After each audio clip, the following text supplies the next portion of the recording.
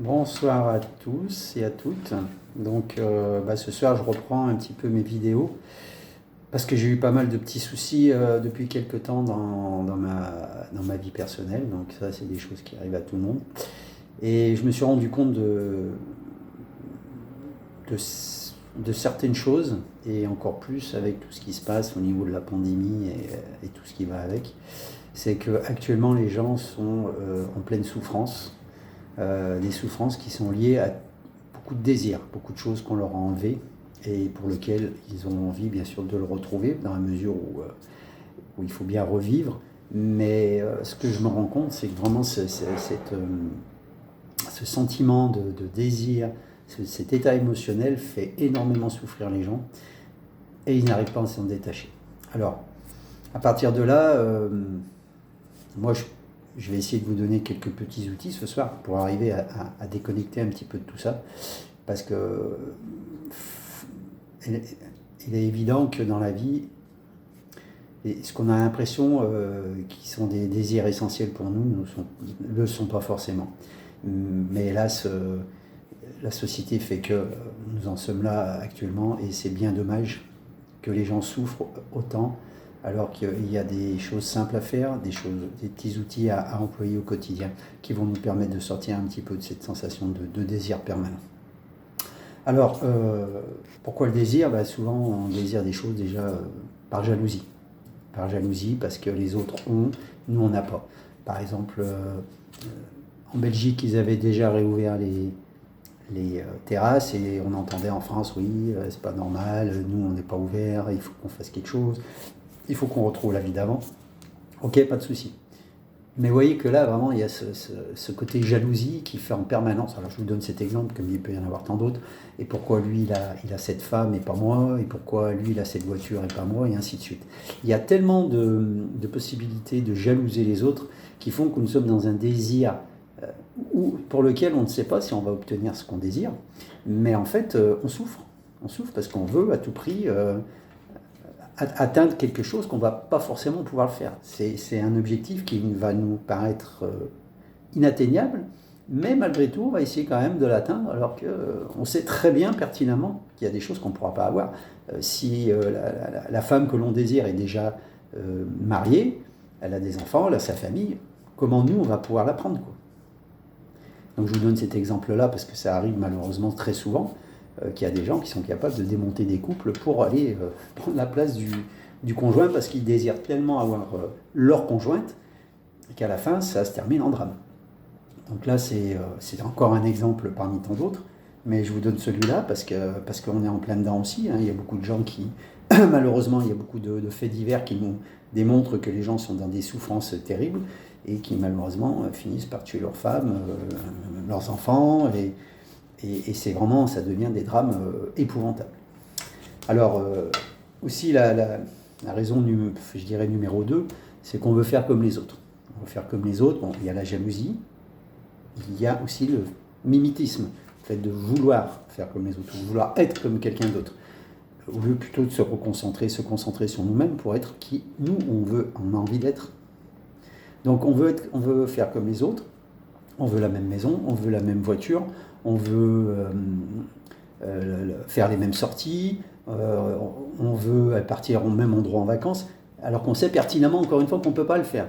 Mais on est par mimétisme attiré toujours par les autres, et à la fin, on souffre énormément, encore une fois, parce que de toute façon, c'est quelque chose qu'on n'atteindra jamais. Donc on se ment à nous-mêmes, et on essaye de se projeter dans une vie qui pourra jamais être la nôtre. Donc, ça, c'est le deuxième point. Le troisième point, c'est les croyances. Alors, on a des croyances, comme je vous ai déjà expliqué, je crois, sur une autre vidéo. On a les croyances limitantes, ressources et neutres. Donc, les croyances ressources, très bien, ça nous permet de progresser. Par contre, la croyance limitante, comme là, quand on est dans le désir, c'est des croyances limitantes qui nous ont été inculquées. Soit, encore une fois, dans notre domaine de vie familial, par nos parents, directement, soit par la société, qui nous envoie aussi plein de messages de contraintes, et également par nous-mêmes. Donc nos parents nous ont dit très souvent, nous ont expliqué que si on voulait réussir dans la vie, et d'ailleurs je ferai une vidéo là-dessus sur réussir dans la vie et réussir sa vie, qui sont deux choses complètement différentes. Mais ils nous ont expliqué que si on veut réussir dans la vie, eh ben regarde le voisin ce qu'il fait. Tu vois la belle maison qu'il a, il est médecin, il est ci, il est ça.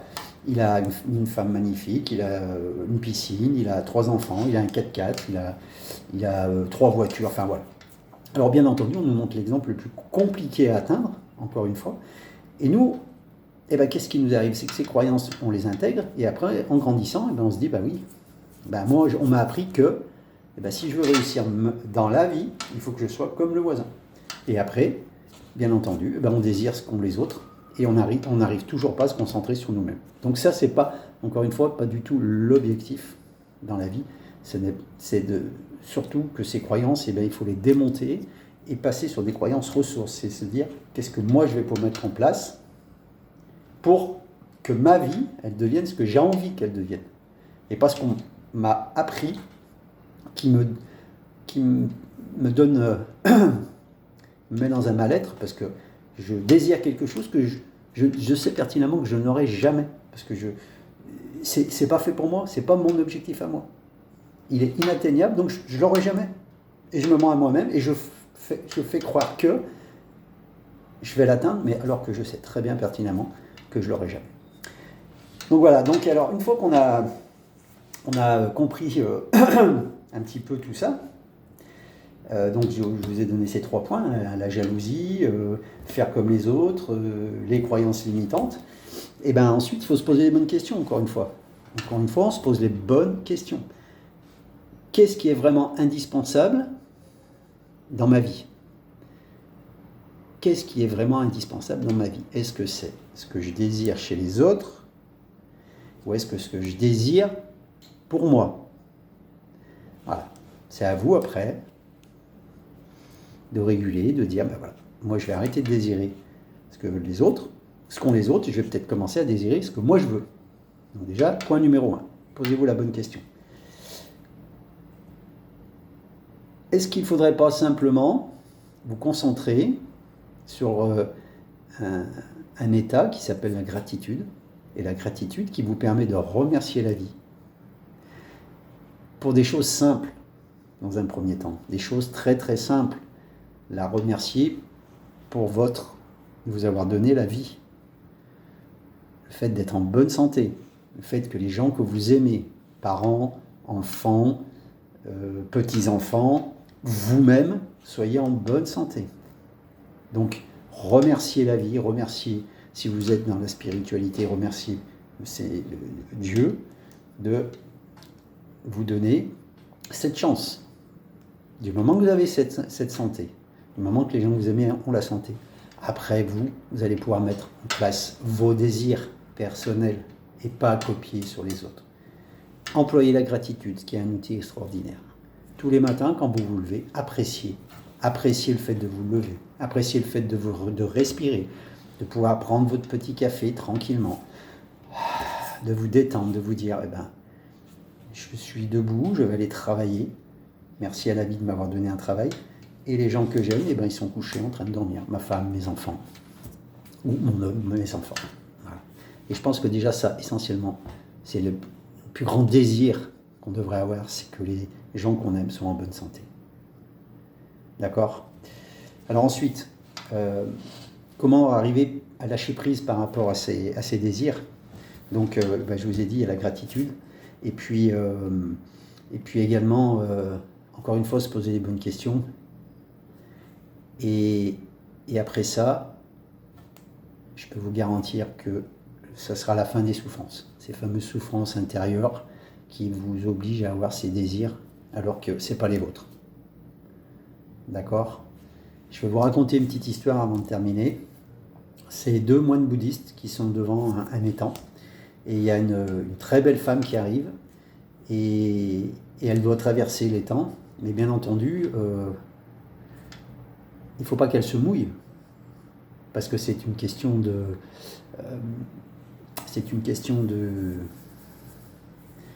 Chez les bouddhistes, on n'a pas...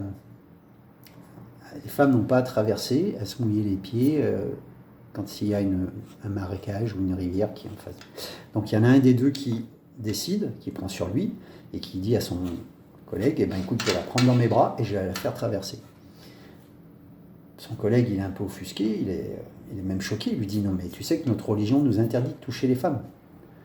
Et lui, il dit, non mais attends, là c'est pas une question de religion, c'est une question qu'on sait qu'elles ne doivent pas se mouiller les pieds, elles ne doivent pas se mouiller, donc je vais l'aider à traverser. Donc il la prend dans ses bras, il la fait traverser, et quand elle est de l'autre côté, ben, elle le remercie, puis elle continue son chemin.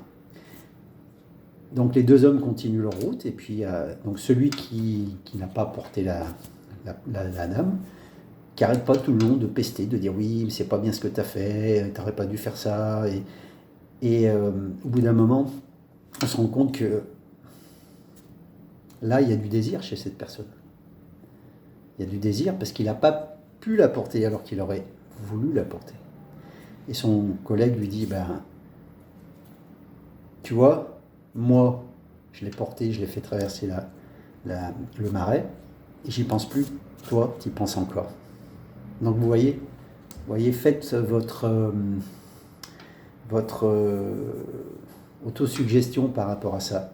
Le nombre de fois où il y a des gens qui vont réaliser quelque chose que vous auriez voulu faire, mais que vous n'avez pas fait parce que pour une raison qui est la vôtre, peut-être par manque de confiance,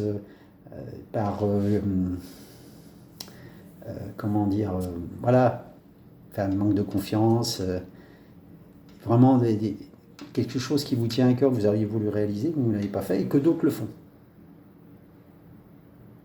Par timidité, par exemple aussi. Eh bien, posez-vous la question. Est-ce que ça en vaut la peine? Est-ce que ça vaut la peine que je me fasse autant de mal pour désirer quelque chose que quelqu'un a réussi à faire et que moi je sais pertinemment que j'aurais pu le faire, mais je ne l'ai pas fait pour telle ou telle raison. Donc c'est là-dessus qu'il faut que vous travaillez, sur les raisons pour lesquelles vous n'avez pas réussi à faire la même chose que l'autre. D'accord? Voilà, donc je termine sur cette petite... j'ai terminé sur cette petite fable bouddhiste, mais il y en a plein d'autres. Mais attention, le désir, c'est destructeur et ça donne des souffrances. Ça amène des souffrances, et ces souffrances peuvent nous amener ensuite à de la violence, à des colères, et même à tomber malade. Parce qu'elles sont tellement profondes que on est dans le mal-être. Donc lâchez prise, mettez en place la gratitude, et vous verrez que petit à petit au quotidien, ça ira mieux pour vous. Bonne soirée et à bientôt.